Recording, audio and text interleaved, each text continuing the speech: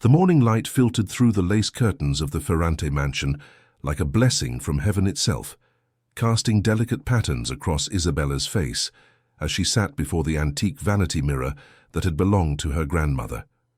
She was 32 years old, and today she would finally become the wife of Salvatore Conti, the most powerful man in New York's underworld. 7 years she had waited for this moment. 7 years of patience, of silence, of watching from the shadows as the man she loved built an empire from blood and loyalty and whispered promises that always ended with the same words: "Soon, my love, soon." Her mother, Carmela Ferrante, stood behind her with tears already gathering in her eyes, carefully arranging the cathedral-length veil that had been worn by 3 generations of Ferrante women on their wedding days.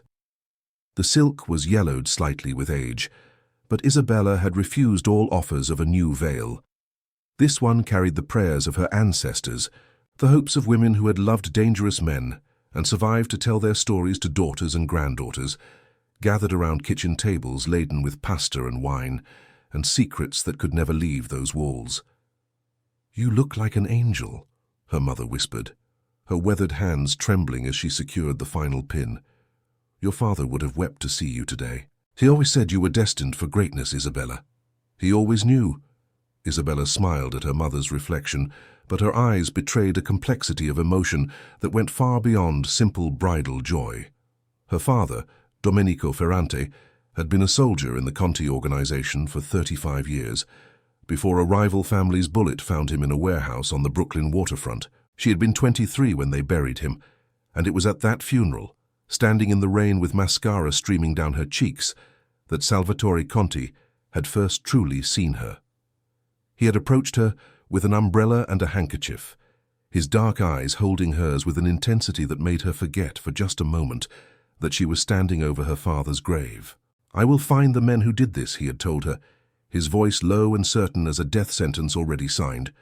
"And when I do, you will know that your father's blood has been answered. This I swear to you, Isabella Ferrante, on my mother's soul." He had kept that promise. Within 6 months, the men responsible for Domenico Ferrante's death had vanished from the earth as completely as if they had never existed. No bodies were ever found, no questions were ever asked. And Isabella, raised in a world where such things were understood without being spoken, had known then that she would love Salvatore Conti until her last breath, no matter what darkness that love might require her to witness or accept. Their courtship had been a careful dance of tradition and passion, conducted under the watchful eyes of her mother and the countless associates who reported every detail back to the Don. Salvatore had sent flowers every week without fail, always white roses because he said they reminded him of her purity in a world stained with so much red. He had taken her to the opera, to candlelit dinners in restaurants that closed their doors to the public when he arrived, to moonlit walks along the Hudson, where he spoke of his dreams for the future and the legacy he hoped to build. But there had always been delays, always reasons why the wedding must wait just a little longer. First it was the war with the Calabrese family that consumed his attention for 2 bloody years. Then it was the federal investigation that required him to keep a low profile, to avoid any public celebrations that might draw unwanted attention. Then it was his mother's illness. The old woman lingering for 18 months in her bedroom overlooking the garden she had planted as a young bride, refusing to die until she had seen her son properly married, but somehow never quite strong enough to attend the ceremony. Isabella had accepted each delay with the patience that had been bred into her bones. Women in their world did not question. Women in their world waited and watched, and kept their counsel until the moment came when their wisdom might be heard. And through all those years of waiting, she had loved Salvatore with a devotion that never wavered, even when she heard the whispers, even when she saw the looks exchanged between the wives of other men when they thought she was not watching. Now, finally, the day had come. Salvatore's mother had died peacefully in her sleep 3 months ago, and the period of mourning had ended, just in time for a June wedding. The cathedral had been booked for a year. The guest list included every family of importance on the eastern seaboard, along with politicians and judges and businessmen who owed their fortunes to the Conti organization's invisible hand. 347 people would witness Isabella Ferrante become Isabella Conti, and not one of them would dare to whisper anything but blessings in her presence ever again. The wedding dress had been made by a designer in Milan who had flown to New York 3 times for fittings. A confection of white silk and hand-sewn pearls that made Isabella look like a queen from another century. The diamond necklace around her throat had belonged to Salvatore's mother, a gift he had presented to her last night, with tears in his eyes and promises of eternal devotion on his lips. Everything was perfect. Everything was exactly as she had dreamed it would be during all those years of waiting. So why? Isabella wondered as she stared at her reflection. Did she feel this strange hollowness in her chest? Why did her hands tremble as she reached for the bouquet of white roses and lilies that waited on the vanity beside her? Why did some small voice in the back of her mind keep whispering that something was wrong, that something was terribly, terribly wrong? She dismissed the feeling as wedding nerves, the natural anxiety of a bride on the most important day of her life. Every woman felt this way, she told herself. Every woman wondered in those final moments before walking down the aisle if she truly knew the man she was about to marry. It meant nothing. It was just fear, and Isabella Ferrante had never allowed fear to rule her decisions. The bedroom door opened, and her cousin Lucia rushed in with her bridesmaid dress still half unzipped and her dark hair escaping from its carefully arranged curls. "The cars are here," she announced breathlessly. "Madonna mia, Isabella. You look like something from a painting. Salvatore is going to fall to his knees when he sees you." Isabella rose from the vanity with the practiced grace of a woman who had been trained since childhood to move through the world as if she owned it. "Let him fall," she said with a smile that did not quite reach her eyes. "I have waited 7 years to see that man humbled before me." The laughter that followed was bright and nervous, the sound of women preparing themselves for a ceremony that would change everything. Carmela fussed with the train of Isabella's dress, while Lucia finished zipping her own gown and searched frantically for the pearl earrings she had somehow misplaced. 2 more bridesmaids arrived in a flutter of burgundy silk and excited chatter, and soon the room was filled with the beautiful chaos of women preparing for war, for that was what a wedding truly was in their world. A war of alliances and expectations, of promises made and debts incurred, of families bound together by vows that could never be broken without blood. The limousine that waited outside was white and gleaming, decorated with ribbons and flowers that matched Isabella's bouquet.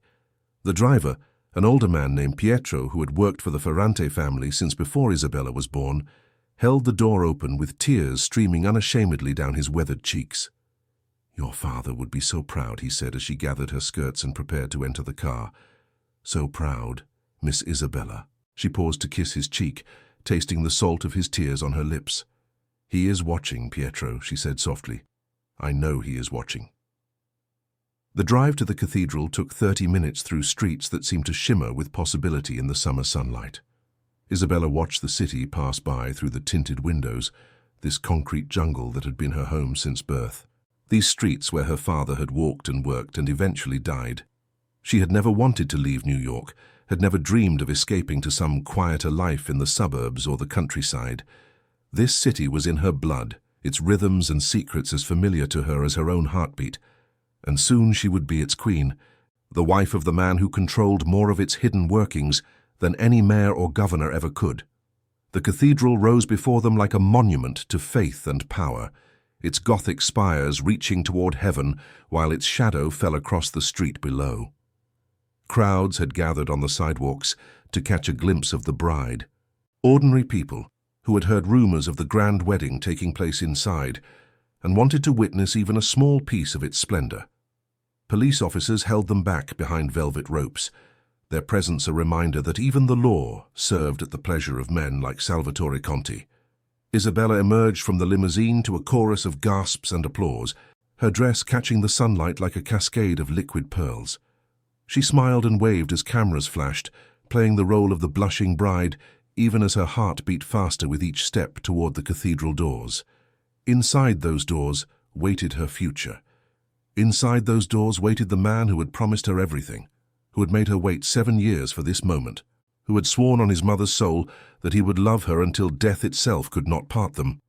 The interior of the cathedral was a vision of candlelight and roses, every pew decorated with cascades of white flowers and burgundy ribbons that matched the bridesmaids' gowns.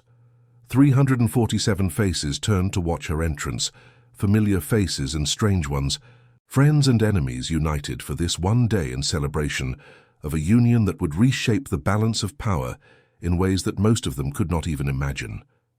Isabella saw them all as if through a veil of dreams, their features blurring together into a single mass of expectation and judgment. But the altar was empty. Isabella's steps faltered for just a moment, her fingers tightening on her bouquet until the stems bit into her palm. The altar, where Salvatore should have been standing with his best man and the priest who had baptized him as an infant, was empty. The candles flickered in the silence that fell over the congregation, and Isabella could feel 347 pairs of eyes boring into her back as she stood frozen in the center aisle. Her mother appeared at her elbow, Carmela's face pale beneath her carefully applied makeup. "There must be some delay," she whispered urgently. "Perhaps his car was caught in traffic.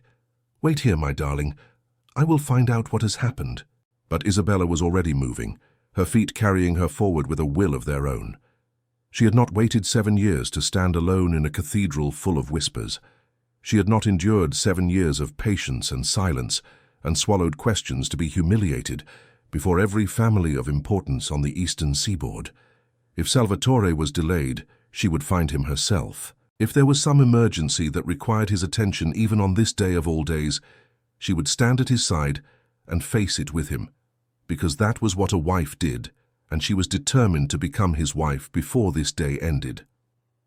The vestry was located behind the altar, a private chamber where priests prepared for services, and where, today, Salvatore had been given space to dress and compose himself before the ceremony.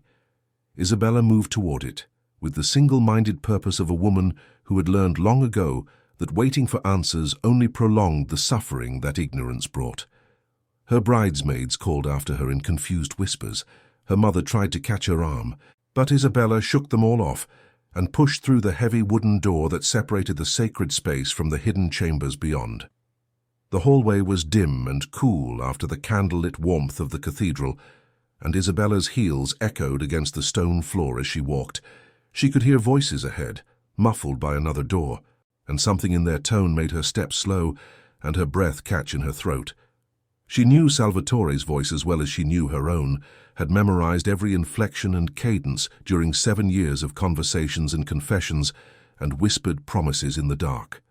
And the voice she heard now was not the voice of a man preparing for his wedding. It was the voice of a man lost in passion. Isabella's hand trembled as she reached for the door handle. Every instinct she possessed screamed at her to turn back, to return to the altar and wait like a proper bride, to pretend she had heard nothing and seen nothing and suspected nothing. That was what women in their world did. That was how they survived, by closing their eyes to the truths that would destroy them if fully seen. But Isabella Ferrante had never been good at closing her eyes. The door swung open silently on well-oiled hinges, and Isabella saw everything. The room was small and cluttered with the vestments of priests and the abandoned paraphernalia of countless services. Against the far wall, partially hidden by a rack of robes, Salvatore Conti stood with his shirt untucked and his hands buried in the dark hair of a woman whose face Isabella knew as well as any in their circle. Bianca Morelli, the young widow of Tommaso Morelli, a soldier who had died in the Conti organization's service just 3 months ago. Bianca, who had wept so beautifully at her husband's funeral, while Salvatore stood beside her, with his hand on her shoulder in a gesture of comfort and support. Bianca, whose mourning black had apparently been shed along with her loyalty and her shame, replaced by the white lace undergarments that were now visible beneath the dress she had not quite managed to remove. Time stopped. Isabella stood in the doorway, her wedding dress pooling around her feet like a fallen cloud, her bouquet still clutched in fingers that had gone completely numb. She watched as Salvatore's hands moved against Bianca's skin, as his lips traced a path down her throat that Isabella had once believed was reserved for her alone. She watched as the woman who had smiled at her just last week at a charity luncheon, who had clasped her hands and wished her every happiness in her upcoming marriage, arched her back in pleasure against the chest of Isabella's fiancé. And then Salvatore looked up, and their eyes met, and Isabella saw in his face the terrible truth that she had refused to acknowledge for 7 years. He had never intended to marry her, not really, not in the way that mattered. She had been a prize to be won and displayed, a symbol of his power and his reach, a beautiful ornament to hang upon his arm at functions and forget about when more exciting diversions presented themselves. The delays had not been accidents of circumstance. They had been deliberate, calculated, designed to keep her waiting and hoping while he enjoyed the freedom that engagement without marriage provided. "Isabella," Salvatore said, and his voice was the voice of a man who had been caught, but not a man who was sorry. His hands fell away from Bianca's body, with a casual slowness that made Isabella's stomach turn. This is not what it looks like. The lie was so absurd, so insulting to her intelligence and her dignity, that Isabella felt something crack open inside her chest. Not her heart. Her heart had been broken so many times over the years by small cruelties and casual dismissals that it had learned to protect itself with walls of ice and silence. What cracked open now was something deeper, something more fundamental. It was the cage of patience and obedience that she had built around herself since childhood, the prison of expectations that had kept her docile and waiting and believing that someday, somehow, her loyalty would be rewarded. Bianca had the grace to look ashamed, at least. She scrambled to pull her dress back into place, her face flushed with something that might have been embarrassment, or might have been the lingering heat of passion interrupted. "Isabella, I am so sorry," she stammered, the words tumbling over each other in her haste to speak. "It just happened. We never meant for it to happen. You have to understand." Isabella did not look at her. She could not bear to look at her. This woman who had taken what was hers with no more thought than a child stealing candy from a store. Instead, she kept her eyes fixed on Salvatore, on the man she had loved since she was 23 years old, on the man who had sworn to avenge her father's death and protect her until his own last breath. "How long?" she said, and her voice was steady, so steady that it surprised even her. Salvatore had the audacity to look confused. "How long what? How long have you been sleeping with her? How long have you been making a fool of me while I waited and hoped and believed every lie that fell from your lips?" The silence that followed was answer enough. Isabella turned and walked out of the room. She did not run, though every fiber of her being screamed at her to flee from this place of humiliation and betrayal. She walked with her head held high and her shoulders straight, the way her mother had taught her to walk when she was just a girl learning the rules of their world. A Ferrante woman never runs from her enemies. A Ferrante woman faces them with dignity and grace, and then she destroys them so completely that their names become warnings whispered to children in the dark. The hallway seemed longer now, stretching before her like a tunnel with no end. Isabella could hear Salvatore calling after her, could hear his footsteps and Bianca's frightened sobs, but she did not turn around. She could not turn around. If she turned around, she might do something that could not be undone, might say something that could not be unsaid, might shatter into so many pieces that no one would ever be able to put her back together. She had almost reached the door that led back to the cathedral when she saw him. Enzo Marchetti stood in the shadows of an alcove, his dark suit immaculate, his silver-streaked hair combed back from a face that had seen 45 years of service to the Conti family. He was known throughout the organization simply as the fixer, the man who solved problems that had no solutions, who made complications disappear, who knew every secret and kept them all locked behind eyes that revealed nothing. He had worked for Salvatore's father before Salvatore was born, and he would work for whoever came after Salvatore until his own bones finally gave out. He had also been in love with Isabella Ferrante for the past 10 years, though he had never spoken a word of it to anyone, not even to himself in the private darkness of his own thoughts. Isabella stopped when she saw him, and something in his face told her that he knew, not the details perhaps, but the essence of what had happened. The fixer always knew. It was his job to know, his curse and his gift, the burden that had kept him awake through countless nights while other men slept the sleep of the ignorant. "Miss Ferrante," he said, and his voice was gentle in a way that she had never heard before. "Is there anything I can do?" Isabella looked at him, really looked at him, perhaps for the first time since they had met at some forgotten function years ago. She saw the lines around his eyes and the grey at his temples, the careful neutrality of his expression, and the faint tremor in his hands that spoke of emotions held under iron control. She saw a man who had spent his entire life serving others, solving their problems and keeping their secrets, asking nothing for himself except the privilege of being useful. And in that moment, with her wedding dress trailing behind her, and her heart full of rage and her dignity hanging by a thread, Isabella Ferrante made a decision that would change everything. "Yes," she said, and her voice carried the weight of 7 years of waiting and a lifetime of patience finally exhausted. "Yes, Enzo, there is something you can do." She reached out and took his hand in hers. "Marry me," she said, "right now, in front of everyone." The silence that followed seemed to last forever. Enzo Marchetti had spent 45 years learning to control his face. In his line of work, a single flicker of emotion could mean the difference between life and death, between a problem solved quietly and a war that consumed entire families. He had stood in rooms where men begged for their lives and felt nothing. He had delivered news that shattered hearts and watched the pieces fall without so much as a tremor in his voice. He had built a reputation on being the one man in the Conti organization who could be trusted to handle anything, absolutely anything, with the cold efficiency of a surgeon and the moral flexibility of a saint who had long ago stopped believing in heaven. But standing in that dim hallway with Isabella Ferrante's hand in his, her wedding dress glowing like a fallen star in the shadows, her eyes burning with a fury that matched his own secret fire, Enzo Marchetti felt his carefully constructed mask begin to crack. "Marry me," she had said, "right now, in front of everyone." The words hung in the air between them like a challenge, like a prayer, like the opening move in a game that could only end in blood or redemption. Enzo understood immediately what she was asking and what it would cost.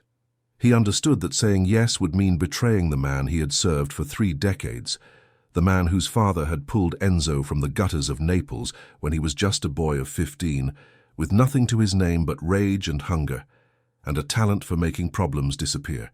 He understood that the moment he walked Isabella down that aisle and stood beside her at that altar, he would become an enemy of Salvatore Conti, and enemies of Salvatore Conti did not tend to live long or die peacefully.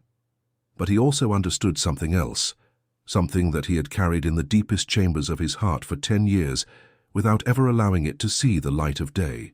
He understood that Isabella Ferrante was the only woman he had ever loved, the only person who had ever made him feel like something more than a tool to be used and discarded, the only light in a life that had been filled with so much darkness that he had long ago forgotten what it felt like to hope. He had watched her from across countless rooms at countless functions, had memorized the way she laughed, and the way she moved and the way her eyes softened when she spoke of her father. He had solved problems for her without her ever knowing, had quietly removed obstacles from her path and enemies from her periphery, had devoted himself to her happiness with the same single-minded intensity that he brought to every task.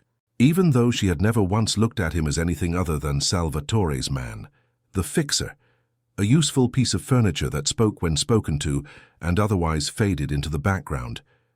And now she was looking at him, really looking at him, for perhaps the first time since they had met.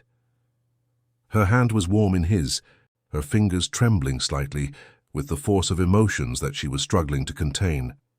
Behind her, he could hear Salvatore's footsteps approaching, could hear the Don's voice calling her name with increasing desperation, could feel the weight of 347 guests waiting in the cathedral beyond for a ceremony that would never happen as planned.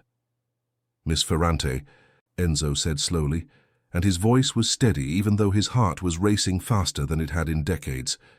"Do you understand what you are asking?" Isabella's chin lifted, and in that gesture Enzo saw the ghost of her father, Domenico Ferrante, who had been one of the few men in the organization that Enzo had genuinely respected. Domenico had been a soldier who understood honor, who kept his word even when it cost him, who had raised his daughter to be strong and proud and unafraid in a world that tried to break women like her every single day. "I understand," Isabella said. "I understand that I have been made a fool of for 7 years by a man who never intended to honor his promises. I understand that in 10 minutes, every family on the eastern seaboard will know what happened in that room, and my name will become a joke whispered behind hands at every gathering for the rest of my life. Unless you give them something else to talk about, Enzo finished. Exactly. Isabella's grip on his hand tightened. I could run. I could hide. I could spend the rest of my days as the woman Salvatore Conti threw away like garbage. Or I could walk into that cathedral and show every single one of them that Isabella Ferrante is not a woman to be pitied, that I have value, that I have power, that I can choose my own fate even if that choice burns every bridge I have ever built. The footsteps behind her were getting closer. Enzo could see Salvatore's shadow stretching down the hallway, could hear Bianca's voice pleading with the Don to let her explain, to let her apologize, to let her make this right somehow. In a few seconds, Salvatore would reach them. In a few seconds, the opportunity would be gone and Isabella would have to face her humiliation alone, while Enzo returned to his role as the faithful servant, the invisible problem solver, the man who had no desires of his own. But Enzo Marchetti had not survived 45 years in this world by being slow to make decisions. I have loved you for 10 years, he said quietly, the words falling from his lips like stones dropped into still water. I have never spoken of it because I knew it was impossible. You were promised to him, you were his, and I am nothing but the man who cleans up the messes that men like him leave behind. Isabella's eyes widened, and for a moment, Enzo saw something flicker in their depths that might have been surprise, or might have been recognition, or might have been the first spark of something that could become so much more, if given the chance to grow. But if you are asking me to stand beside you today, Enzo continued, his voice dropping even lower as Salvatore's footsteps drew nearer. If you are asking me to make you my wife in front of God and every family that matters in this city, then I need you to understand something, Isabella. I will not be a prop in your revenge. I will not be a symbol you use and discard when you have made your point. If I marry you today, it will be because I love you, and I will spend every day of the rest of my life trying to be worthy of that love. Can you accept that? The question hung between them, like a blade balanced on its edge. Isabella stared at him, and Enzo could see the calculations happening behind her eyes, could see her weighing the options and the costs and the possibilities. She was her father's daughter, after all. She knew how to think strategically even in the midst of emotional chaos, but what she said next was not strategic at all. I never knew, she whispered. All these years, I never knew anyone was watching me the way you describe. I thought I was invisible to everyone except Salvatore. I thought my only value was in being his. You were never invisible, Enzo said. Not to me. Salvatore's voice cut through the moment like a knife through silk. Isabella, for the love of God, will you stop and listen to me? This is all a misunderstanding. Bianca means nothing to me. She threw herself at me and I was weak, I admit it. But it changes nothing between us. I love you. I have always loved you. Please, my darling, let us talk about this like rational people. Isabella did not turn around. She kept her eyes fixed on Enzo's face, searching for something that only she could name. And whatever she found there seemed to make her decision for her. Yes, she said simply. I accept. Enzo nodded once, and then he did something that shocked even himself.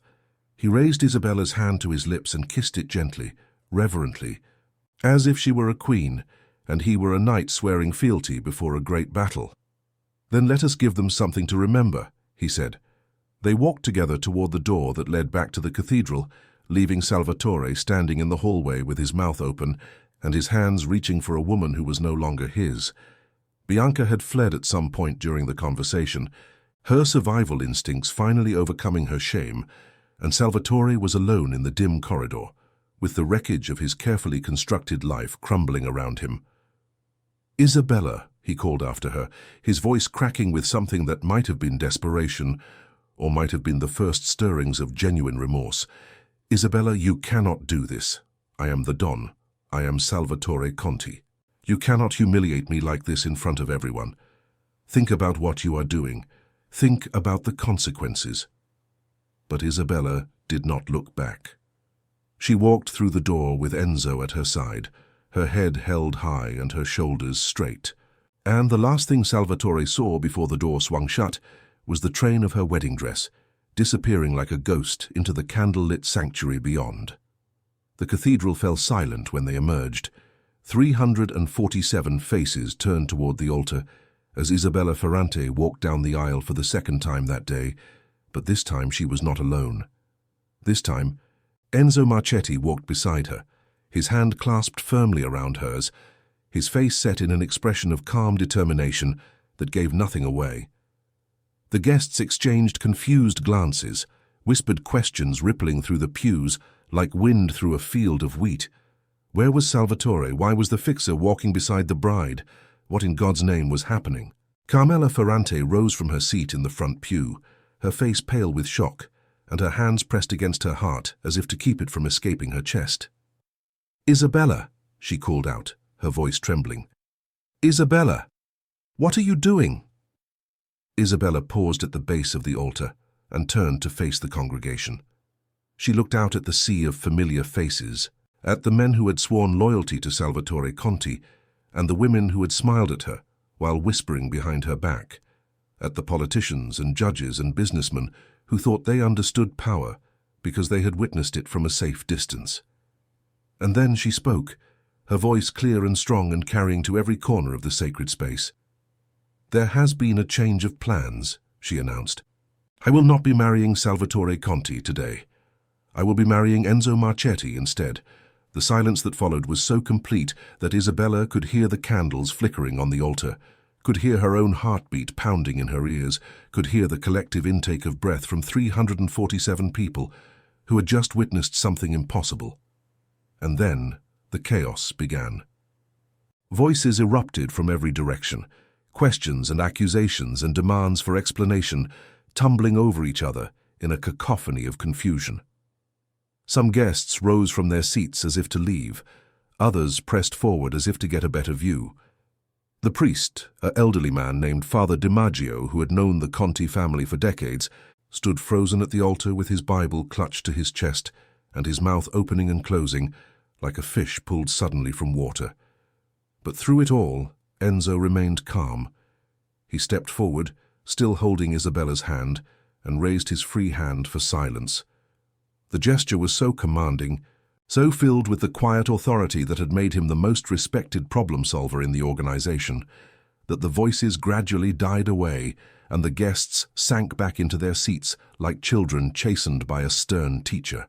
"Father DiMaggio," Enzo said, his voice carrying easily through the suddenly quiet cathedral, "I understand that this is irregular. I understand that you came here today to perform a different ceremony. But I am asking you now, in the presence of God and all these witnesses, to marry me to this woman. I have the license, I have the rings, and I have her consent. That is all that is required." The priest looked from Enzo to Isabella to the congregation and back again, his elderly face creased with confusion and concern. "My son," he said slowly, "this is most unusual. Where is Salvatore? Does he know about this?" "Salvatore knows," Isabella said, and there was ice in her voice now, the cold fury of a woman who had been betrayed in the worst possible way and had decided to burn everything down rather than accept her humiliation quietly. "He knows, and he has no one to blame but himself. Now, Father, will you marry us or not?" Father DiMaggio hesitated for a long moment, his eyes searching Isabella's face for some sign of doubt or hesitation. But whatever he found there seemed to satisfy him, because he slowly nodded and turned toward the altar. "Very well," he said softly. "Let us begin." The ceremony that followed was unlike any wedding the guests had ever witnessed. There was no music, no procession, no carefully choreographed rituals. There was only Isabella and Enzo standing before the altar, while Father DiMaggio spoke the ancient words that bound two people together in the eyes of God and man. The priest's voice trembled slightly as he read from his Bible, but he did not falter, and the words he spoke were the same words that had been spoken at thousands of weddings before. "Do you, Enzo Marchetti, take this woman to be your lawfully wedded wife, to have and to hold from this day forward, for better or for worse, for richer or for poorer, in sickness and in health, until death do you part?" "I do," Enzo said, and his voice was steady and sure. And do you, Isabella Ferrante, take this man to be your lawfully wedded husband, to have and to hold, from this day forward, for better or for worse, for richer or for poorer, in sickness and in health, until death do you part. Isabella looked at Enzo, really looked at him, and saw for the first time the depth of feeling that lay behind his carefully neutral expression.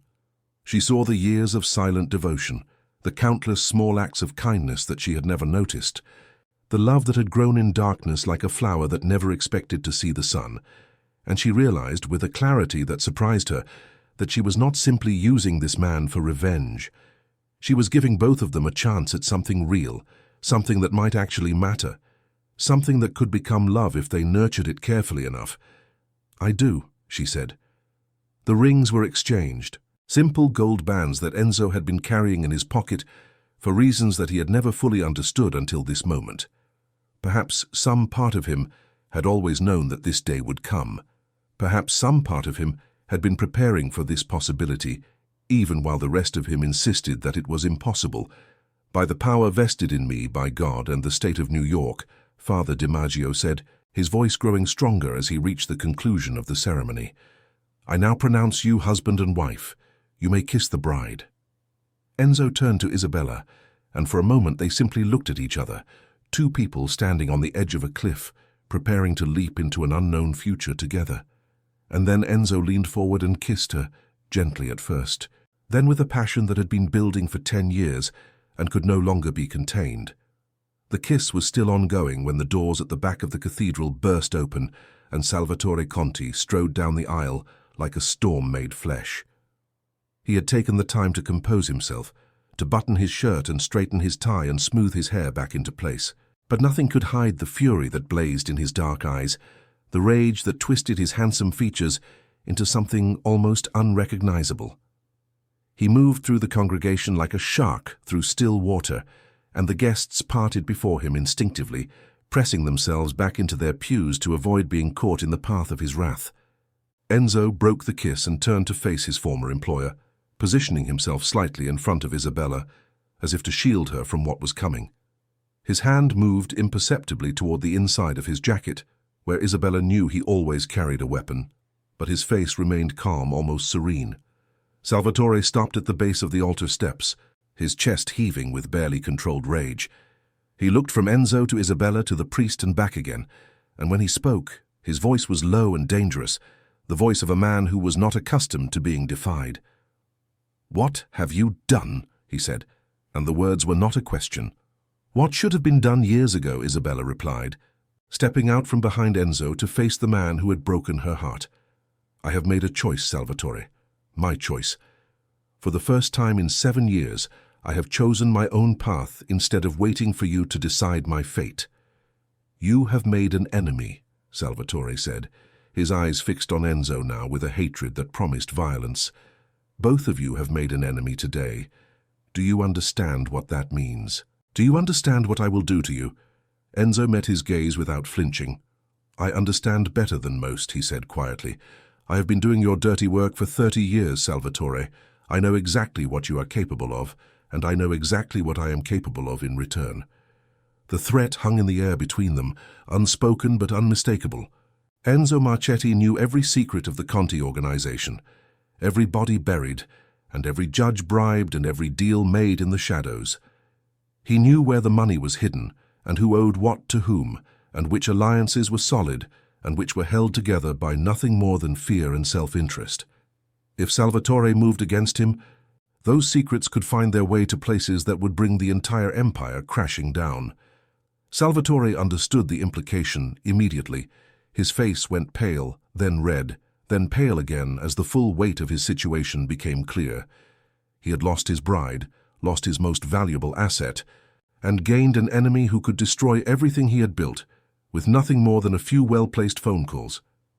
"This is not over," Salvatore said finally, his voice tight with suppressed rage. "This will never be over." "No," Isabella agreed, and she reached out to take Enzo's hand in hers once more. "It will not be over until I say it is over.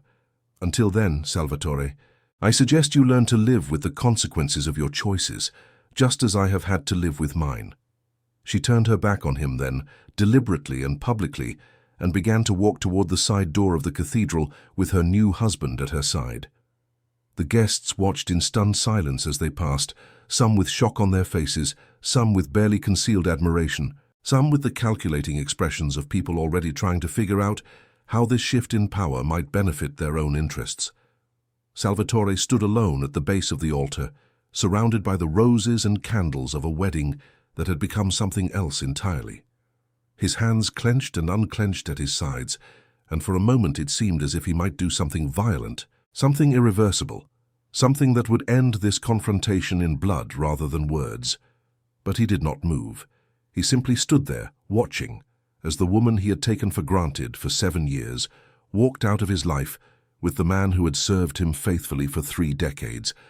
And in the silence of that cathedral, surrounded by witnesses who would carry this story to every corner of their world, Salvatore Conti felt something he had not felt since he was a boy growing up in his father's shadow. He felt afraid. The side door opened onto a small courtyard where a black car was already waiting, one of the fleet that Enzo kept at his disposal for situations that required quick departures. He helped Isabella into the back seat, careful not to crush her dress, and then slid in beside her as the driver pulled away from the cathedral without a word. They rode in silence for several blocks, the city passing by outside the tinted windows like a dream from which they had both suddenly awakened. Isabella stared straight ahead, her hands folded in her lap, her face unreadable. Enzo watched her from the corner of his eye, uncertain what to say, uncertain what she was feeling, uncertain about everything except the fact that he had just changed the course of his entire life, and there was no going back. Finally, Isabella spoke. "Where are we going?" she asked. "Somewhere safe," Enzo replied. "I have a place in the Catskills that no one knows about. We can stay there until things settle down, until we figure out what comes next." Isabella nodded slowly, and then she turned to look at him for the first time since they had left the cathedral. Her eyes were bright with unshed tears, but her voice was steady when she spoke. "You said you loved me," she said. "In the hallway, you said you had loved me for 10 years. "I did," Enzo confirmed. "I do." Isabella reached out and took his hand in hers, lacing her fingers through his as if testing the feeling of it, as if trying to determine whether this connection was real or simply another illusion in a life that had been full of them. "I do not love you yet," she said honestly. "I barely know you, Enzo. All these years you were just a shadow in the background, part of the scenery of a life that I thought I understood, but clearly did not." "I know," Enzo said. "But I could," Isabella continued, and there was something vulnerable in her voice now, something fragile beneath the strength and the fury. "I think I could learn to love you if you give me time, if you are patient with me, if you are honest with me in a way that Salvatore never was." Enzo lifted her hand to his lips and kissed it gently, just as he had done in the hallway of the cathedral. "I have been patient for 10 years, he said. "I can be patient a little longer." The car drove on through the city streets, carrying them away from the wreckage of their old lives and toward a future that neither of them could predict. Behind them, in a cathedral filled with whispers and speculation, Salvatore Conti stood alone at an altar that should have been his, watching his kingdom begin to crumble around him. And somewhere in the shadows of that sacred space, the seeds of a revenge were already taking root, a revenge that would not be satisfied until blood had answered blood, and the debt of this day had been paid in full. But that was a battle for another day. For now there was only the road ahead, and the uncertain promise of something new, something fragile, something that might yet become the love that both of them had been searching for all along. The wedding was over. The real marriage was just beginning. The safe house in the Catskills was a modest cabin, nestled deep in the woods, far from the prying eyes of the city and the reach of men who might be looking for them. Enzo had purchased it 15 years ago under a name that did not exist, paying in cash and leaving no paper trail that could ever be traced back to the Conti organization. It was his sanctuary, the one place in the world where he could shed the mask of the fixer and simply be a man alone with his thoughts and his regrets. Now it would be something else entirely. Now it would be a honeymoon retreat for a marriage that had been born in chaos and baptized in betrayal. Isabella stood at the window of the small living room, still wearing her wedding dress, watching the sun set behind the mountains in a blaze of orange and gold. She had not spoken since they arrived an hour ago, had simply walked through the cabin, touching things absently, running her fingers over the rough wooden walls and the faded furniture and the books that lined the shelves beside the fireplace. Enzo had given her space, understanding that she needed time to process everything that had happened, everything that her life had become, in the span of a single afternoon. He busied himself with practical matters, the kind of tasks that had always helped him think clearly in times of crisis. He checked the perimeter of the property, ensuring that no one had discovered the location in his absence.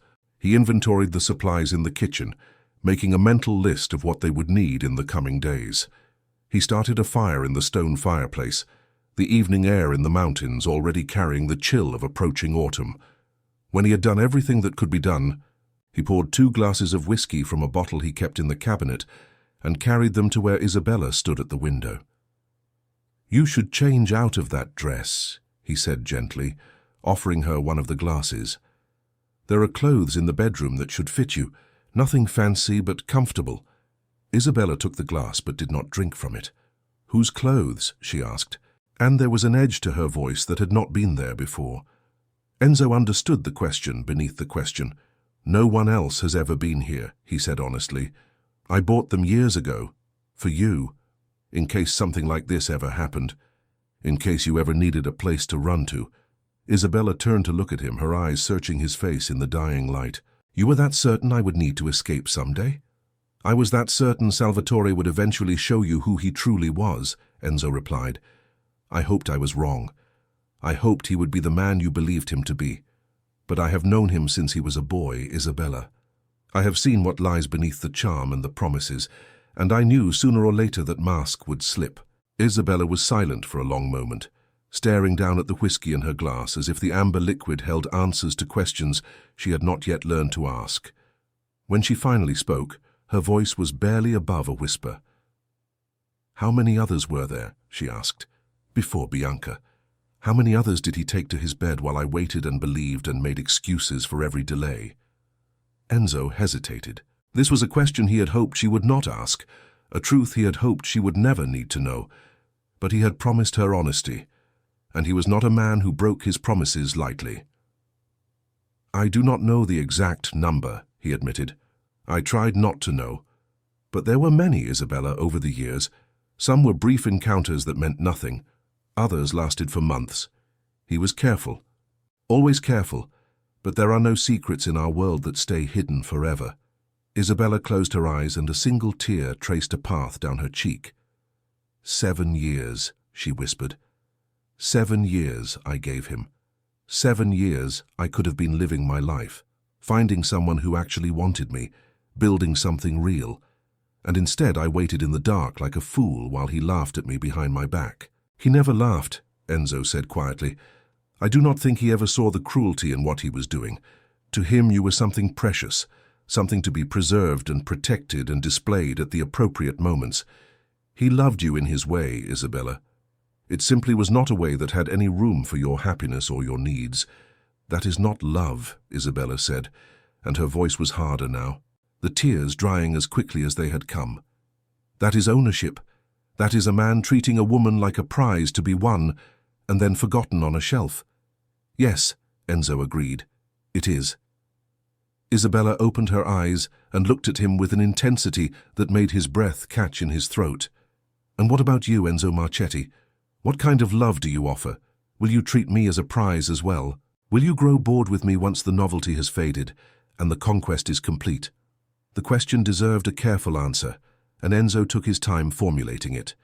He moved to the fireplace and stood with his back to the flames, the warmth spreading through his tired bones as he gathered his thoughts. "I am not a young man," he said finally. "I am 45 years old. I have spent my entire adult life in service to the Conti family, solving problems that no one else could solve, keeping secrets that would destroy lives if they ever came to light. I have done things that I am not proud of, things that keep me awake at night, things that I will have to answer for someday when I stand before whatever judgment awaits men like me." He paused. staring into the flames as if seeing something there that no one else could see. "But in all those years," he continued, "I have never loved anyone the way I love you. I do not know why. I cannot explain it. You were simply there one day, at some function I can barely remember, and something in me recognized something in you. And I knew that I would never be complete again until I had the chance to tell you what you meant to me. I never expected that chance to come. I never imagined that you would ever see me as anything other than a servant and a shadow. But here we are, Isabella. Here we are. And I swear to you on whatever remains of my soul that I will spend every day of the rest of my life trying to be worthy of this gift you have given me." Isabella set down her glass and crossed the room to stand before him. The firelight played across her features, casting shadows that made her look both older and younger than her 32 years. She reached up and touched his face gently, her fingers tracing the lines around his eyes, the grey at his temples, the evidence of a life lived hard in a world that showed no mercy to the weak. "I believe you," she said softly. "I do not know why, but I believe you, Enzo. Perhaps because I have spent so long being lied to that I have learned to recognize the truth when I finally hear it." She leaned forward and kissed him, not the passionate kiss they had shared at the altar, but something gentler, more tentative, the first fragile connection between two people who were still learning the shape of each other's hearts. "Teach me to love you," she whispered against his lips. "Teach me to trust again." Enzo wrapped his arms around her and held her close, feeling the warmth of her body through the silk of her wedding dress, feeling the beating of her heart against his chest like a promise that needed no words. "We will teach each other," he said. They stood there for a long time, holding each other in the firelight while the darkness gathered outside and the mountains settled into the silence of night. And somewhere in that silence, something began to grow between them, something fragile and uncertain, but real in a way that neither of them had ever experienced before. Meanwhile, back in the city, Salvatore Conti was learning what it meant to be humiliated. The news had spread through the underworld like wildfire, carried on whispers and phone calls, and the delighted gossip of rivals who had waited years for a chance to see the great Don brought low. By midnight, every family on the eastern seaboard knew what had happened at the cathedral. By morning, the story had reached as far as Chicago and Los Angeles, and the old families in Sicily, who still remembered Salvatore's father and grandfather and took a particular interest in the fortunes of their American cousins. The Don's bride had left him at the altar. The Don's most trusted advisor had stolen his woman right out from under his nose. The Don, who had always seemed so untouchable, so certain of his power, had been revealed as a fool who could not even keep his own house in order. Salvatore sat alone in his study, a room lined with leather-bound books that he had never read, and paintings that he had bought only because they were expensive enough to impress visitors. The curtains were drawn against the morning light, and the only illumination came from a single lamp on his desk, casting harsh shadows across features that had aged 10 years in a single night. He had not slept. He had not eaten. He had simply sat there through the long hours of darkness, drinking whiskey and replaying the events of the previous day over and over in his mind, trying to understand how everything had gone so wrong so quickly. The knock on his door was soft, almost apologetic. "Enter," Salvatore said, his voice hoarse from hours of silence. The door opened, and Marco Benedetti stepped inside. Marco was 40 years old, a capo who had risen through the ranks on a combination of ruthlessness and absolute loyalty to the Conti family. He was also the only man in the organization who was still willing to look Salvatore in the eye after what had happened. "Don Conti," Marco said carefully, "I have news." Salvatore did not look up from his glass. What news could possibly matter now? "We have located them," Marco said. "Marchetti took her to a property in the Catskills. It is not on any of our records, but we have sources who were able to track their movements." For the first time since the wedding, something like life flickered in Salvatore's eyes. He looked up at Marco, and the capo saw the rage that had been building behind the mask of despair, the fury that had been waiting for a target. "How many men do you need?" Salvatore asked. Marco hesitated. "That depends on what you want done, Don Conti. Marchetti is not an ordinary problem.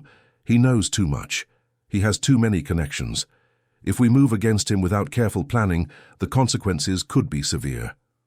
"I do not care about consequences," Salvatore said, and his voice was cold now, the voice of a man who had decided that nothing mattered anymore, except the satisfaction of his wounded pride.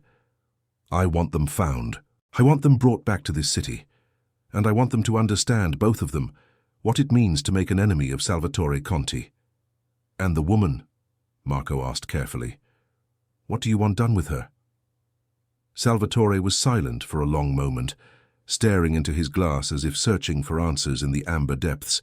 When he finally spoke, his voice was barely above a whisper. "She was mine," he said. "She was supposed to be mine, Marco. I gave her everything. I protected her family. I avenged her father's death. I made her a queen in waiting, and she repaid me by spreading her legs for my most trusted servant in front of 300 witnesses." His hand tightened around the glass until the knuckles went white. "Bring her back to me," he said. "Alive. I want to look into her eyes when I ask her why. I want to understand what I did to deserve such betrayal, and then we will see what happens next. And Marchetti." Salvatore's lips curved into something that might have been a smile if there had been any warmth behind it. "Marchetti will learn that there are some problems even the fixer cannot solve. Make sure he understands that lesson before you bring him to me." Marco nodded once and turned to leave. He had served the Conti family long enough to know when questions would be welcome and when silence was the wiser choice. This was clearly a moment for silence. But before he could reach the door, Salvatore spoke again. "Marco." "Yes, Don Conti?" "Find Bianca Morelli as well," Salvatore said, and his voice was utterly without emotion now, flat and dead as a winter sky. "She has caused me enough trouble. Make sure she causes no more." Marco understood. He nodded once more and left the room, closing the door softly behind him. Salvatore sat alone in the darkness, surrounded by the trappings of power that suddenly seemed hollow and meaningless. He had spent his entire life building an empire, accumulating wealth and influence and fear, believing that these things would protect him from the vulnerabilities that plagued ordinary men. He had believed himself untouchable, invincible, beyond the reach of consequences that applied to lesser beings. And now a woman and his own servant had shown him just how wrong he had been. The humiliation burned in his chest like acid, eating away at everything he thought he knew about himself and his place in the world. He had been made a fool of in front of everyone who mattered, and there was no amount of blood or revenge that could ever fully erase that stain from his reputation, but he would try. Oh yes, he would try. He raised his glass in a silent toast to the empty room. "To Isabella," he said softly, "my beautiful, treacherous Isabella, you wanted to break me. You wanted to show the world that Salvatore Conti could be humiliated and defeated? Very well. Let us see who breaks first." He drained the glass in a single swallow and hurled it into the fireplace, where it shattered against the stone with a sound like bones breaking. The war had begun. 3 days passed in the cabin in the mountains, 3 days that felt both like an eternity and like the blink of an eye. Isabella and Enzo settled into an uneasy rhythm, learning to navigate the strange intimacy of sharing space with someone who was simultaneously a stranger and a spouse. They talked. Hour after hour they talked, sharing stories and secrets, and the small details of their lives that had never seemed important before, but now felt essential to understanding who they truly were. Isabella told him about her childhood, about her father's laughter, and her mother's quiet strength, about the dreams she had harbored before Salvatore Conti had walked into her life and rearranged all her priorities around his needs and his timeline. Enzo told her about Naples, about the poverty and violence that had shaped his youth, about the day Salvatore's father had found him fighting for scraps in an alley and seen something worth saving. He told her about the things he had done in service to the Conti family, the choices he had made that still haunted his dreams, the slow erosion of his soul that came from years of solving problems that no decent man should ever have to solve. They did not make love. Isabella was not ready and Enzo did not push. They slept in the same bed but kept a careful distance between them, the space filled with possibility, but also with the ghosts of everything they had both lost and everything they were still afraid to want. On the morning of the 4th day, Isabella woke to find Enzo, standing at the window, with a look on his face that she had never seen before. "They found us," he said simply.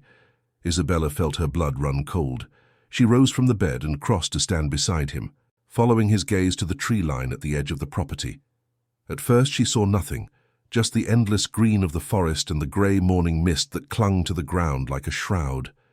But then she noticed the movement, the shadows that were too deliberate to be natural, the glint of sunlight on metal that should not have been there. "How many?" she asked. "At least a dozen," Enzo replied. "Probably more in the woods. They have surrounded the property. We cannot run." Isabella felt a strange calm settle over her, the peace that comes when the worst has finally happened, and there is nothing left to fear. "So what do we do?" Enzo turned to look at her, and she saw in his eyes the same calm that she felt in her own heart. "We fight," he said, "or we surrender. Those are our only options. And if we surrender, then Salvatore will have us," Enzo said. "He will have his revenge, whatever form that takes. And everything we have built in the past few days will have been for nothing." Isabella reached out and took his hand in hers, lacing their fingers together the way she had done in the car after the wedding. "Then we fight," she said. Enzo smiled, and for a moment he looked younger, lighter, as if the weight of 45 years had suddenly been lifted from his shoulders. "I was hoping you would say that," he said. He moved quickly then, with the efficiency of a man who had been preparing for moments like this his entire life. From hidden compartments throughout the cabin, he produced weapons and ammunition, enough firepower to hold off a small army. He handed Isabella a pistol and showed her how to use it, his voice calm and steady as he explained the mechanics of survival. "Stay behind me," he said. "Do not fire unless you have a clear shot. And if something happens to me, there is a tunnel beneath the kitchen floor that leads to a ravine half a mile away. Take the car keys from my pocket and do not look back. Do you understand?" "Nothing is going to happen to you," Isabella said fiercely. "We are going to survive this together." Enzo cupped her face in his hands and kissed her forehead gently. "I have survived worse odds," he said, "but I need to know that you will run if it comes to that. Promise me, Isabella." She wanted to argue, wanted to insist that she would never leave him, that they would live or die together as husband and wife, but she saw the fear in his eyes, not fear for himself, but fear for her, and she understood that this was not the time for romantic gestures. "I promise," she said. Enzo nodded once, and then he moved toward the door. "Stay low," he said, "and whatever you hear, do not come out until I call for you." He opened the door and stepped out into the morning light, and Isabella watched through the window as the man who had loved her in silence for 10 years walked out to face an army alone. The first shot shattered the silence of the mountains like the crack of doom, and the battle for their future began. The gunfire echoed through the mountains like thunder rolling across a battlefield, each shot sending birds screaming into the sky and shattering the peaceful silence that had blanketed the forest for centuries. Enzo moved with the fluid grace of a man who had spent decades learning to survive in situations that would have killed lesser men, his body low to the ground as he sprinted from the cabin to the cover of an old stone well that sat halfway between the front porch and the tree line. From her position at the window, Isabella watched him with her heart in her throat, the pistol he had given her clutched so tightly in her hands that her knuckles had gone white. She had never fired a weapon before today, had never needed to in a life that had been carefully sheltered from the worst violence of her father's world. But she understood now, with a clarity born of desperation, that the sheltering was over. Whatever happened in the next few minutes would determine whether she lived or died, and she was not ready to die. Not when she had finally found something worth living for. Enzo fired 3 times in rapid succession, and somewhere in the trees a man screamed and fell silent. The attackers had not expected resistance, that much was clear. They had come expecting to find a woman in a wedding dress and an aging fixer who had grown soft in his years of comfortable service. They had not expected the man who had survived a dozen assassination attempts, who had killed more men than most soldiers saw in a lifetime of war, who had been preparing for this moment since the day he first realized that loving Isabella Ferrante might someday cost him everything. Return fire peppered the stone wall behind which Enzo crouched, chips of rock flying through the air like shrapnel. He did not flinch. He simply waited for a gap in the barrage, counted the seconds between shots, calculated the positions of the men who were trying to kill him, and then rose up just long enough to fire twice more before dropping back into cover. Another scream from the trees, another enemy down. But there were too many of them, Isabella realized with growing horror. Even as Enzo picked them off one by one, more shadows emerged from the forest, spreading out to surround the cabin from all sides. They were professionals, these men, trained killers who understood tactics and patience and the value of overwhelming force. And no matter how skilled Enzo was, no matter how many he killed, there would always be more. She made her decision without thinking, without weighing the consequences or considering the danger. She threw open the cabin door and sprinted across the clearing toward the stone well, bullets kicking up dirt at her feet as the attackers adjusted their aim to target her. She heard Enzo shout her name in a voice raw with terror, heard him curse in Italian as he rose from cover to draw their fire away from her, felt a bullet whisper past her ear close enough to stir her hair. And then she was beside him, crouching behind the stone wall with her back pressed against his, and her breath coming in ragged gasps.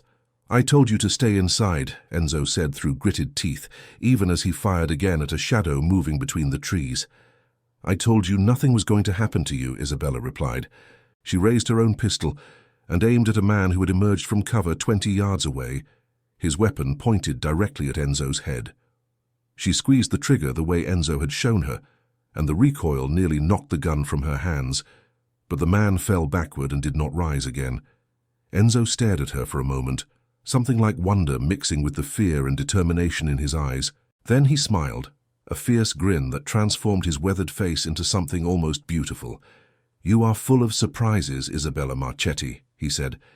It was the first time he had called her by her new name, and despite everything, despite the bullets and the blood and the very real possibility that they would both be dead within minutes, Isabella felt a warmth spread through her chest that had nothing to do with adrenaline. "So are you," she said. "Now tell me what to do." They fought side by side as the sun climbed higher and the morning mist burned away, revealing the full scope of the force that had been sent to capture them. There were at least 20 men, maybe more, all of them armed with automatic weapons and the cold professionalism of soldiers who had done this kind of work many times before. They advanced in waves, using the trees and rocks as cover, trying to close the distance between themselves and the stone well that was the only thing keeping Isabella and Enzo alive. The ammunition was running low. Enzo had counted the rounds carefully, rationing each shot, making every bullet count. But mathematics was an unforgiving judge, and the numbers were not in their favor. They had perhaps 10 minutes left before the guns ran dry, and then there would be nothing between them and the men who wanted them dead except their bare hands and whatever desperate courage they could summon. "Listen to me," Enzo said, his voice low and urgent as he reloaded his final magazine. "The tunnel I told you about. It is our only chance. I will create a distraction, draw them toward me, and you will run. Do not argue with me, Isabella. Do not be a hero. Just run." Isabella shook her head, her jaw set with a stubbornness that she had inherited from her father. "I am not leaving you. You must."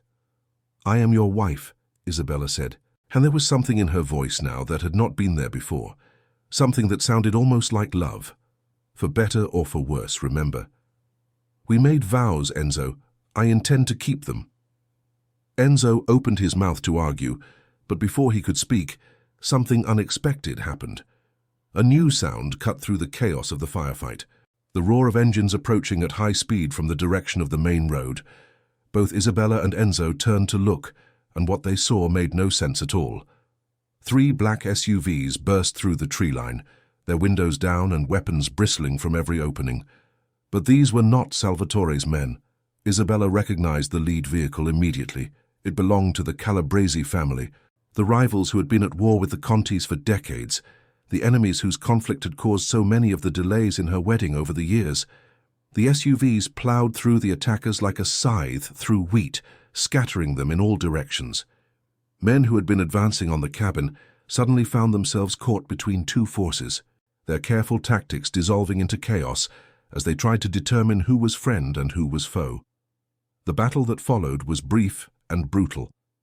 The Calabrese soldiers poured out of their vehicles with the efficiency of a well-trained army, cutting down Salvatore's men with a ruthlessness that left no room for surrender or mercy. Within 5 minutes, the forest that had been full of enemies was silent, except for the groaning of the wounded and the distant cries of birds returning to their interrupted routines. Isabella and Enzo remained behind the stone wall, weapons raised, uncertain whether they had been rescued or simply traded one set of captors for another. They watched as a figure emerged from the lead SUV and walked toward them with the casual confidence of a man who feared nothing and no one. Antonio Calabrese was 60 years old, with silver hair and a face that looked like it had been carved from the same stone as the mountains surrounding them. He was the head of the Calabrese family, the man who had been Salvatore Conti's greatest rival for as long as anyone could remember, and he was smiling. "Mr. Marchetti," he said, stopping a respectful distance from the stone well. "Mrs. Marchetti, I hope you will forgive the dramatic entrance. When I heard what happened at the cathedral, I knew it was only a matter of time before Salvatore sent his dogs after you. I thought perhaps you might appreciate some assistance." Enzo rose slowly, keeping his weapon ready but pointed at the ground. "Why would you help us?" Antonio's smile widened. "Because the enemy of my enemy is my friend, Mr. Marchetti, because Salvatore Conti has been a thorn in my side for 30 years, and anything that causes him pain brings me joy, and because a man who knows as many secrets as you do is far more valuable as an ally than as a corpse. What do you want in return?" Antonio spread his hands in a gesture of openness. "For now? Nothing.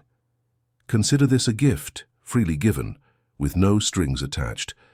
But someday, Mr. Marchetti, I may call upon you. Someday I may ask for your help in matters that require your particular talents. And when that day comes, I hope you will remember who stood with you when Salvatore Conti wanted you dead." Enzo considered this for a long moment, the calculus of survival running through his mind like equations on a chalkboard.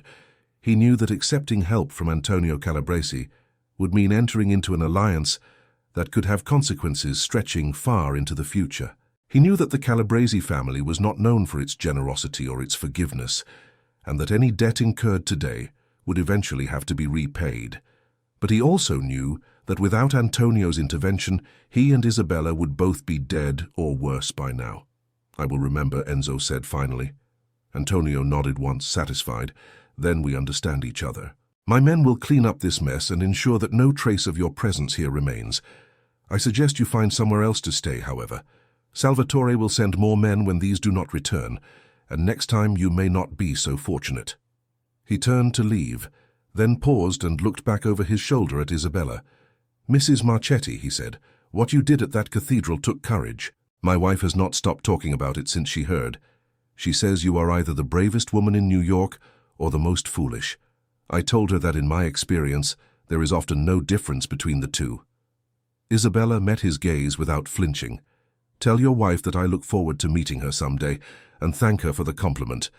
Antonio laughed, a genuine sound of amusement that seemed out of place amid the carnage surrounding them. "I like you, Mrs. Marchetti. I think we shall be friends." He walked back to his SUV and drove away, his men following in a convoy that disappeared into the forest as quickly as it had arrived. Within minutes, the clearing was empty except for Isabella and Enzo and the bodies of the men who had come to capture them. They stood there for a long time, holding each other in the aftermath of violence, trying to process everything that had happened. "We cannot go back," Isabella said finally. "Not to the city, not to anything we knew before." "No," Enzo agreed. "That life is over for both of us. So what do we do now?" Enzo looked down at her, this woman who had fought beside him, who had refused to leave him even when leaving was the only sensible option, who had killed a man to save his life without hesitation or regret. And he realized that he had been wrong about something important. He had thought that loving her from a distance was the hardest thing he had ever done. But loving her up close with all the danger and uncertainty and sacrifice that entailed was infinitely harder, and infinitely more worthwhile. "We disappear," he said. "We become ghosts, invisible to Salvatore and his men and anyone else who might want to find us, And we build a new life, Isabella, together, somewhere he cannot reach us. Is such a place possible? Enzo smiled, and for the first time since the cathedral, there was hope in his eyes. I have spent 30 years making impossible things happen for other people. Perhaps it is time I made some impossible things happen for myself. They left the cabin that afternoon, driving away in a car that Antonio's men had provided, heading toward a future that neither of them could predict, but both were finally willing to face. Behind them, the mountains kept their secrets as they always had, the trees closing in around the empty cabin like a curtain drawn across the final act of a play. But the play was not over yet, not quite, because back in New York, Salvatore Conti was receiving news that would change everything. The messenger was a young soldier named Tommaso, barely 20 years old and already trembling with fear as he stood before the Don's desk in the darkened study. He had drawn the short straw among Marco Benedetti's men, selected to deliver news that no one else had the courage to bring. "Say that again," Salvatore said, his voice dangerously quiet. Tommaso swallowed hard. "The team we sent to the Catskills, Don Conti. They have been eliminated. All of them, every man you sent. Eliminated by whom? We are not certain, Don Conti. But there are reports that Calabrese vehicles were seen in the area. It appears that Antonio Calabrese may have intervened on Marchetti's behalf. The silence that followed was more terrifying than any explosion of rage could have been. Salvatore sat perfectly still behind his desk, his face expressionless, his eyes fixed on some point in the middle distance that only he could see. When he finally spoke, his voice was almost conversational. "Antonio Calabrese," he said, "my enemy for 30 years. The man who killed my uncle and burned my father's warehouse and has been trying to destroy my family since before I was born. That Antonio Calabrese has decided to ally himself with my former fixer and my runaway bride. It appears so, Don Conti." Salvatore nodded slowly, as if this information required careful consideration. "And where is Marco Benedetti? I assume he is not among the dead, or you would not be standing here delivering this news. Marco is following another lead, Don Conti, the woman, Bianca Morelli. We have located her, and Marco believed that dealing with her personally would be more appropriate than sending subordinates." Salvatore's lips curved into something that might have been a smile if there had been any warmth behind it. "Good. At least something is going right today. You may go, Tommaso, and send word to all of our captains. I want a meeting tonight. Every man of importance in this organization will be in attendance. It is time we discussed how to handle these developments." Tommaso fled the room with barely concealed relief, leaving Salvatore alone with his thoughts and his rage. The Don rose from his desk and walked to the window, pulling back the heavy curtain to look out at the city that had been his kingdom for so long. The skyline glittered in the afternoon light, towers of glass and steel that represented wealth and power, beyond the imagination of ordinary men. He had built so much of this, had shaped the flow of money and influence through these streets for decades, had believed himself the master of all he surveyed, and now his empire was crumbling around him, brought low not by a rival family or a federal investigation, but by a woman scorned and a servant who had forgotten his place. "You think you have won, Isabella," Salvatore whispered to the glass. "You think you have escaped me, but you have only delayed the inevitable. I will find you both, and when I do, you will learn that there is no corner of this earth far enough to hide from my wrath." He let the curtain fall and returned to his desk, where a folder sat waiting with information that his intelligence network had compiled over the past few days. Information about Enzo Marchetti's hidden assets, his secret identities, the network of contacts that had made him so valuable to the Conti organization for so many years. Enzo had been careful, but he had not been careful enough. There were breadcrumbs to follow, trails to trace, weaknesses to exploit, and Salvatore Conti had not become the most powerful man in New York by accepting defeat gracefully. The war was far from over. In fact, it was just beginning. 200 miles away, in a motel room that smelled of cigarette smoke and desperation, Bianca Morelli packed her bags with hands that would not stop shaking. She had known, from the moment she saw Isabella standing in that doorway with her wedding dress pooling around her feet like a fallen cloud, that her life was forfeit. She had seen the look in Isabella's eyes, the cold fury that promised retribution in whatever form it eventually took. She had understood that her affair with Salvatore, which had seemed so thrilling and so forbidden when it began, had become a death sentence the moment it was discovered. She had run, of course. What else could she do?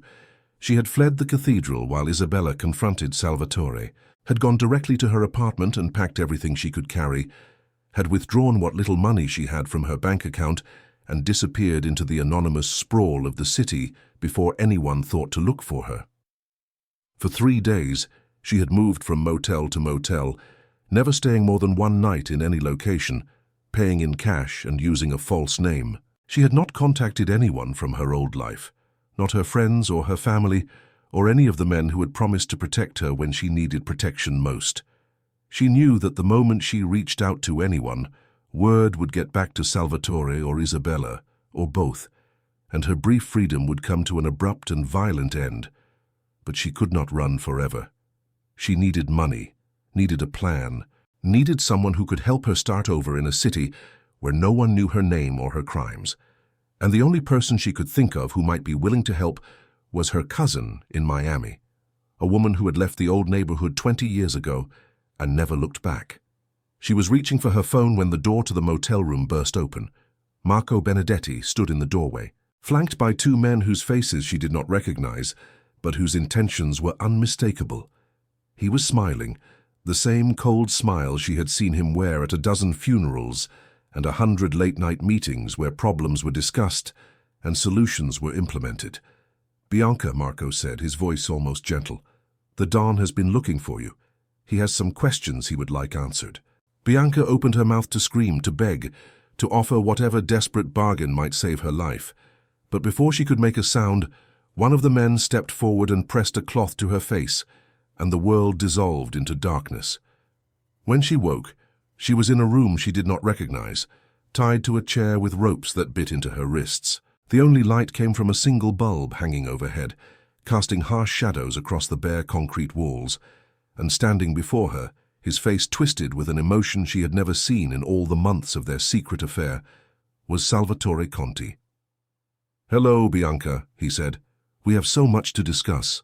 The room where Bianca Morelli sat bound to a chair had once been a wine cellar beneath one of Salvatore Conti's most elegant properties, a brownstone in the heart of Manhattan that had been in his family for 3 generations. The walls were lined with bottles that had been aging since before the war, vintages worth more than most people earned in a lifetime, silent witnesses to conversations and confessions that had taken place in this underground chamber over the decades. Now those bottles watched as Salvatore paced before the woman who had been his mistress, his momentary pleasure, the fatal indulgence that had cost him everything he thought he valued. "I want you to understand something, Bianca," he said, his voice conversational, almost gentle, as if they were discussing the weather over dinner. "I do not blame you for what happened, not entirely.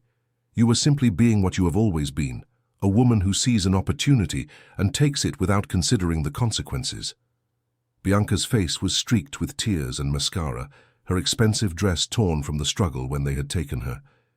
She had stopped crying an hour ago, had passed through fear and desperation into a numb acceptance of whatever fate awaited her. But at Salvatore's words, something like hope flickered in her eyes. "Then you will let me go," she whispered. "Please, Salvatore, I will disappear. You will never see me again. I will never speak of what happened between us to anyone." Salvatore stopped pacing and turned to look at her with an expression that was almost pitying. "Let you go? No, Bianca, I am afraid that is not possible. You see, you have become a symbol now. Everyone in our world knows what happened at the cathedral.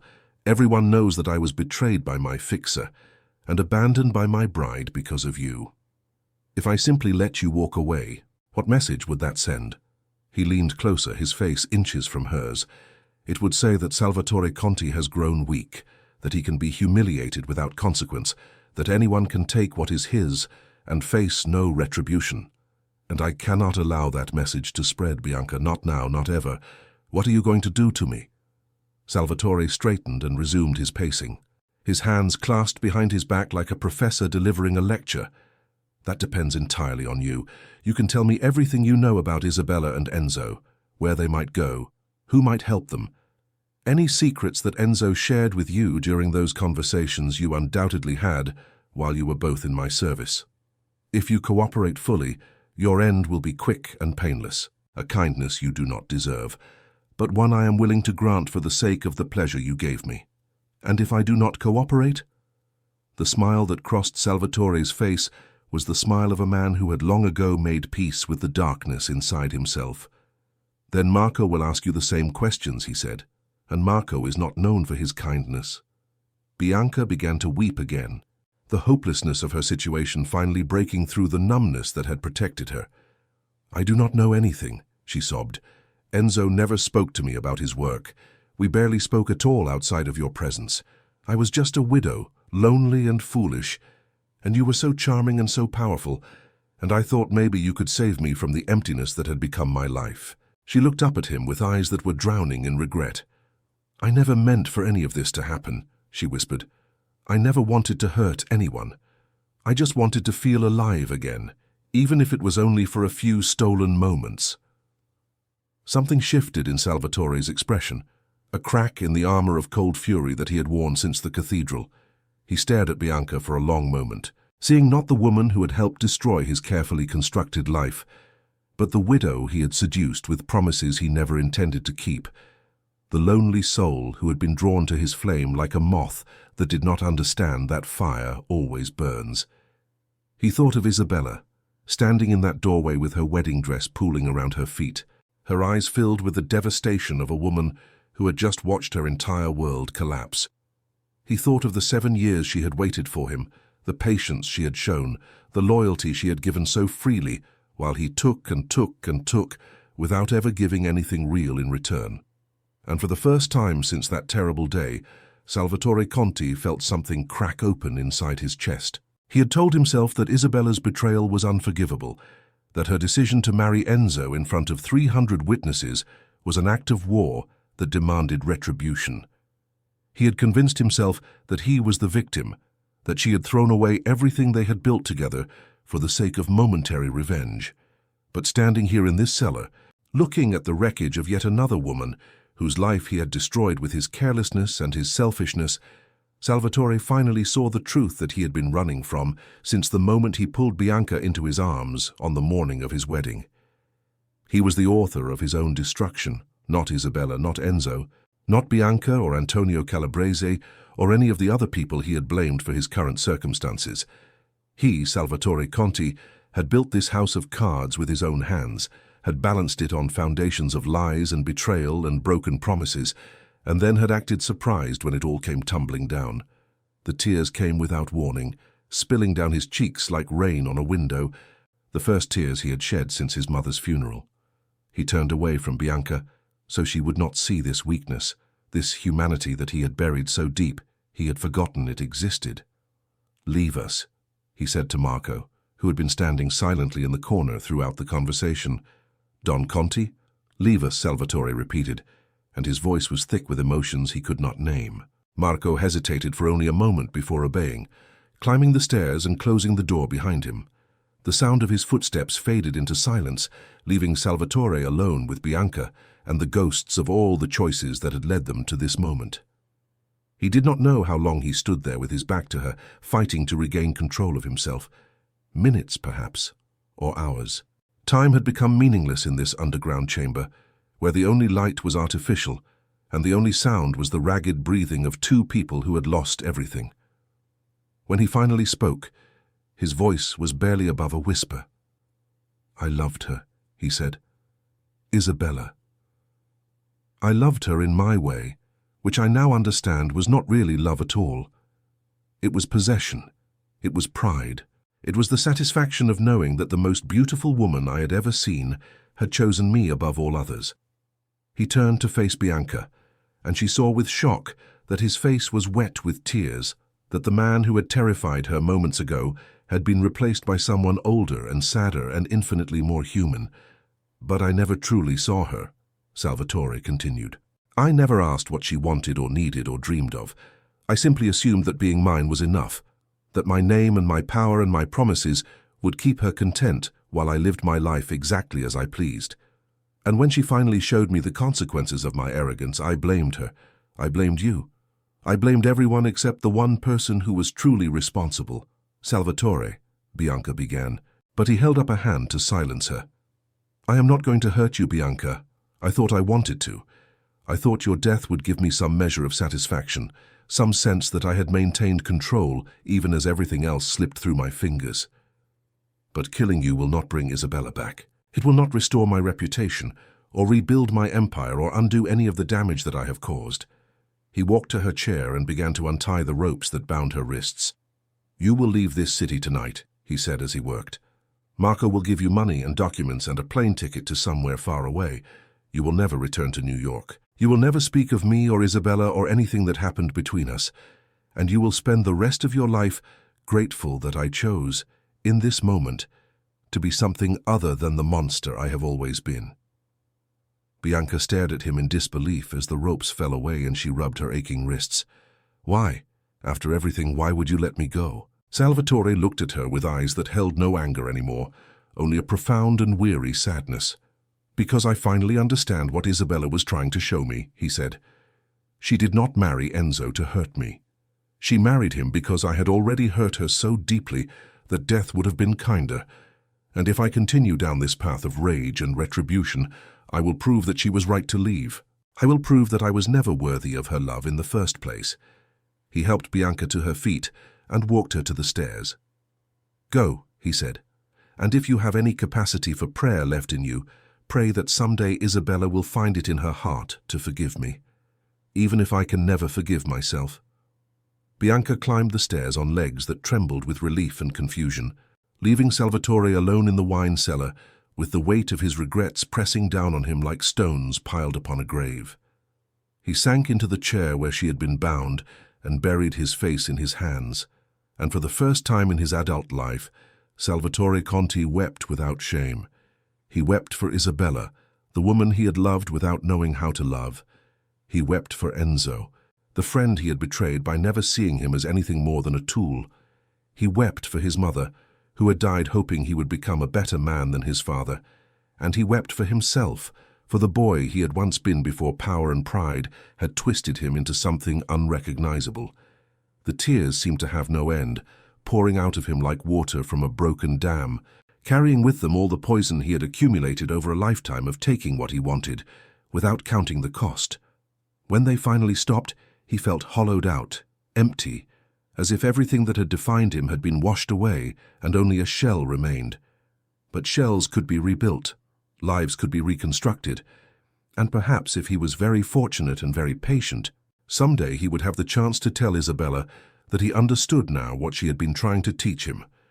That love was not about possession, that loyalty had to be earned, not demanded, that the measure of a man was not in the empire he built, but in the hearts he protected along the way. Salvatore rose from the chair and climbed the stairs, leaving the wine cellar and its ghosts behind him. There was work to be done, a different kind of work than he had ever done before. The work of rebuilding himself from the inside out. He did not know if he would succeed. He did not know if redemption was even possible for a man who had done the things he had done. But for the first time in his life he was willing to try. 6 months later, on a beach in Costa Rica, where the sunset painted the sky in shades of gold and crimson, Isabella Marchetti walked barefoot along the water's edge with her husband at her side. They had traveled far since leaving New York, had passed through a dozen countries under a dozen different names, had slowly and carefully built a new life in a place where no one knew their faces or their history. The cabin they had rented sat on a cliff overlooking the Pacific Ocean, surrounded by jungle and solitude, and the kind of peace that neither of them had ever known before. Isabella had changed in the months since the cathedral. The sharp edges of her rage had softened, worn smooth by time and distance, and the quiet devotion of the man who walked beside her. She smiled more easily now, laughed more freely, allowed herself to feel joy without the constant fear that it would be snatched away, and she had finally learned to love Enzo Marchetti. Not the desperate, consuming love she had felt for Salvatore, the kind that burned bright and hot and left nothing but ashes in its wake. This was something gentler, something that had grown slowly in the fertile soil of shared hardship and mutual respect. It was the love of two people who had seen each other at their worst and chosen to stay anyway, who had built something real from the wreckage of everything they had lost. Enzo stopped walking and turned to face her, taking both her hands in his. The sunset cast golden light across his weathered features, softening the lines around his eyes and mouth, making him look almost young again. "I have something to tell you," he said. Isabella felt a familiar flutter of anxiety in her chest, the old fear that happiness was always temporary and loss was always waiting just around the corner. "What is it?" "I received a message today," Enzo said, "through secure channels, from someone in New York who still owes me favors." Isabella's hands tightened on his. "Salvatore?" Enzo shook his head. "No." "Well, not directly. The message was about Salvatore, but it was not from him." He paused, as if uncertain how to continue. "He has stepped down," Enzo said finally, "from the organization, from everything. He transferred control to Marco Benedetti 3 months ago and has not been seen in public since. The word is that he has retired completely, that he spends his days alone in his mother's old house, seeing no one, speaking to no one."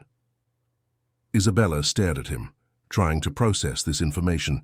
Salvatore Conti, the man who had lived for power and control, had given up everything. It seemed impossible. "There is more," Enzo continued. "He released Bianca Morelli, did not harm her at all, gave her money and safe passage out of the country, and he called off all searches for us, explicitly, publicly, made it clear to everyone in the organization that we are not to be touched. Why would he do that?" Enzo was quiet for a long moment, watching the waves crash against the shore. "The message said that he has changed," he said finally, "that he spent days after Bianca's release, locked in his wine cellar, and when he emerged he was a different man, that he has been writing letters, hundreds of letters, to people he wronged over the years.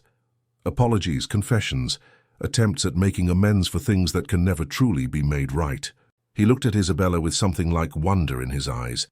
"The message also said that he wrote a letter to you, that he has been carrying it with him everywhere, waiting for a chance to deliver it. He knows he will probably never see you again. He knows you have no reason to read anything he has to say, but he wanted you to know that he finally understands what he lost and that he is sorry." Isabella felt tears prick at her eyes, tears she had thought she no longer had for Salvatore Conti. She had spent so many months hating him, then slowly releasing that hatred as she built her new life, letting it drift away like smoke on the wind, until there was nothing left but a faint sadness for what might have been. And now this. A letter. An apology. The acknowledgement that she had deserved better than what he gave her. She did not know if she would ever read that letter, did not know if she could open old wounds that had finally begun to heal. But something in her heart shifted at the news, a final release of tension that she had not even known she was still carrying. "I do not need his apology," she said quietly. "I forgave him a long time ago. Not for his sake, but for mine. Carrying that anger was like carrying poison in my bloodstream. I had to let it go or it would have destroyed everything we were trying to build." Enzo nodded, understanding without needing explanation. "Then what do you want to do?" Isabella looked out at the ocean, at the endless expanse of water that stretched toward horizons she had never imagined seeing when she was a girl growing up in Brooklyn. She thought about all the paths that had led her to this moment, all the pain and joy and loss and discovery that had shaped her into the woman she had become. And she realized that she had already made her choice, had made it 6 months ago in a dim hallway, while her wedding dress pooled around her feet and her heart broke into a million pieces. "I want to stay here," she said, "with you. I want to watch the sun set over the ocean every evening and wake up beside you every morning. I want to build a life that has nothing to do with vendettas or power or the shadows we both escaped. I want to be happy, Enzo. I have spent 32 years being patient and loyal and waiting for happiness to find me. Now I want to choose it for myself." Enzo pulled her into his arms and held her close, the waves lapping at their feet as the sun sank lower toward the water. "Then that is what we will do," he said. "We will be happy, together, for whatever time we have left." Isabella tilted her face up to his and kissed him, a kiss that tasted of salt and sunset and the promise of tomorrow. When they finally broke apart, she was laughing, a sound of pure joy that echoed across the beach and disappeared into the gathering dusk. They walked back to their cabin hand in hand, leaving footprints in the sand that the tide would soon wash away. Behind them, the sun slipped below the horizon, painting the sky in shades of purple and rose before giving way to the velvet darkness of a tropical night. In New York, Salvatore Conti sat alone in his mother's garden, watching the same stars emerge over a very different skyline. He held a letter in his hands, a letter he had written and rewritten 100 times, trying to find words that could capture the depth of his regret and the sincerity of his transformation. He did not know if Isabella would ever receive the letter, did not know if she would read it or burn it, or simply throw it away unread. But the writing of it had been its own kind of healing, a way of finally putting into words the truth he had been running from his entire life. He had been afraid of vulnerability, of rejection, of loving someone so completely that losing them would destroy him. And so he had held Isabella at arm's length, had hedged his bets with other women and endless delays, had convinced himself that he could have everything without ever risking anything.